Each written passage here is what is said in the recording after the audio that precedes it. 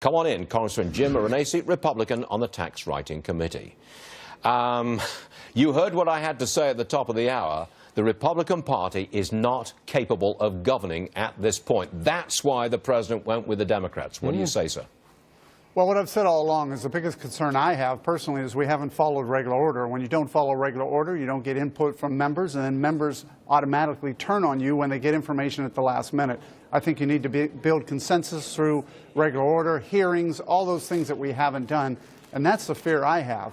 That's what we really do need to change. But in the end, I understand the president moving to try and get some Democrats. I think the concern I do have, though, is for somebody like me who has supported the president since prior to the primary all the way to today, there are some issues that I just won't be able to support him on. And short-term CRs and short-term debt ceilings are not what we need in this country. Okay. With our military, we need long-term solutions, not short-term. All right, another subject.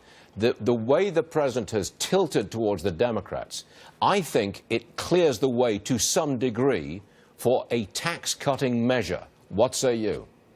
Well, look, one thing I've learned in Washington is and I have a bipartisan group that I work with, the Democrats will stick together. So I know the president is trying. I think he has to try. I think he needs to try and work with some Democrats. But at the end, he's got to be able to bring Republicans with him, too. So that's the challenge of any president. I think this president is trying to do that. He could never bring the Freedom Caucus with him, could he?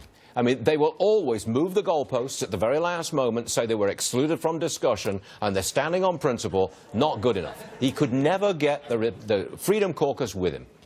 Well, look, what I saw in the health care bill was the Freedom Caucus, the Tuesday group, the RSC. I mean, that's the problem. When you have all these factions, you don't have the ability to bring everybody together. And once one faction gets a little bit of power, the other faction wants it. We do have to come together as Republicans, but we also have to come together as Congress. That means Republicans and Democrats to do what's right for Americans. That's what they sent us here Will for. the Republican Party come together after this shock to the system? The president turns to the Democrats, for heaven's sake. Will this bring the GOP together?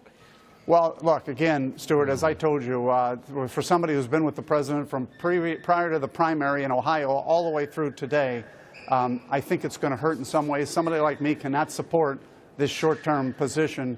And again, I'm tired of short-term positions. CRs, debt ceiling, short-terms, this isn't the way America's supposed to run.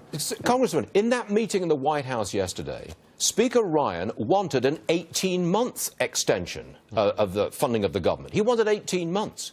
But he couldn't get it because he doesn't have the votes in his own party to get it.